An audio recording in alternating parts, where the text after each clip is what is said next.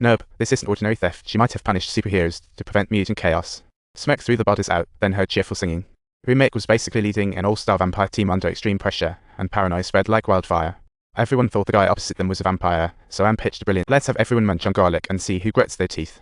When Berlin refused, Smirk pulled out a gun like a kid throwing it. Berlin helplessly swallowed the garlic in tears. The tension in the air was thick enough to cut a fruit. Everyone munched on garlic, but the room was eerily calm, as if souls were singing a ballad about misconnections. The guy on the floor? Just a party animal. The guy who'd been thrown out suddenly woke up, banging on the door like a banshee. Smirk opened the door out of guilt and was blindsided by a mutant door frame. Grace stared at the door, looking as pale as a ghost, eyes wide with terror.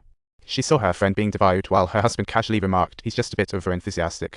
This friendly husband was a shadow of his former self. His expression seemed to mock. Relax, darling, we can always go home. But the next second, he flipped the script. He suggested a great deal. Just let him in, and they could pack up like nothing happened. Everyone in the room urged Grace not to fall for it. We'll figure it out.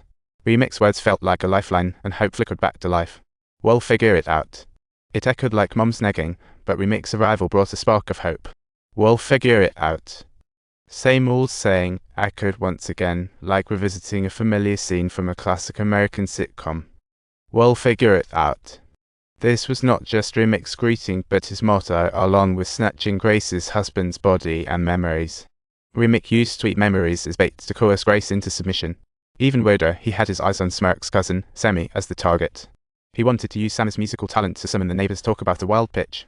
For this purpose, he proposed a deal that was utterly ridiculous. Everyone in the room was furious. Smirk turned down the offer, but Remick chuckled back. You can't even save your brother, so why bother saving others? Remick revealed memory snippets like a black curtain, exposing Smirk and his brother's shady deal with a white man and their dark past. That white guy turned out to be a KKK big shot who wiped out everyone, and Remick sent out invitations for a new family to unite against the KKK. Smirk hesitated to fight, while Stark recalled the tireless pursuit of freedom, still unrealized. He realized that the path wasn't about fighting but about merging dancing with the darkness and mingling with vampires. He admitted he couldn't go on alone and hoped his brother would join him. Meanwhile, Smirk stood there like a deer caught in headlights, not saying a word. Grace, fearful for her daughter in town, suggested they should charge out, but Anne proposed waiting until daytime. Grace was seething with anger and refused to wait until morning. She couldn't just stand by and watch her neighbors turn into those grotesque bloodsuckers one by one, and Smirk asked, how can a once decisive veteran hesitate at such a crucial moment today? These monsters drove away his husband, threatened his daughter, heartless and ruthless. Time was slipping away, no more chances if he waited. Just then, strange chanting pierced the night like a vampire choir. The tune was smooth yet sent chills down people's spines. Listening to their song made the scene feel like a highlight from a bloody feast, utterly bewildering. Grace completely lost it, trying to charge out, but ended up flat on her face like a cartoon character. She struggled fiercely, roaring in anger at those monsters while the singing just grew louder. Spring decided to act, gearing up, as Remick opened the bar door, turning gossip into brawl. The battle turned out to be more brutal than anyone could imagine. Every traditional vampire hunting gadget was put to use. However, the sheer number of these ancient evils was overwhelming, and things quickly went downhill for Smirk's side. Anne discovered that vampires could feel pain too, and just as she was tackled by Stark, she reminded Smirk not to forget their promise. Smirk gritted his teeth, pierced Anne's chest to buy time for survivors' escape. Interestingly, Smirk and cousin Sammy just reached the back door, but Remick had been waiting eagerly like a cat with a mouse. Remick loomed over Sammy like a bully, but when he grabbed him, Berlin swung a stick angrily at Remick's back. Despairing, Sammy recited, while Remick reminisced about those who tortured his father's land, a clash of extremes. Remick despised those people, but ironically, those memories provided him solace as the brothers engaged in a life or death struggle. Smirk was nearly exhausted, trying to overpower Stark, but the power disparity was staggering. Just as Stark prepared to bite down, his movements froze, a shred of reasoning resurfacing through the bloodshed. Seizing the moment, Smirk broke free, flipped Stark over, and aimed the stick at his chest, but hesitated just before plunging it down.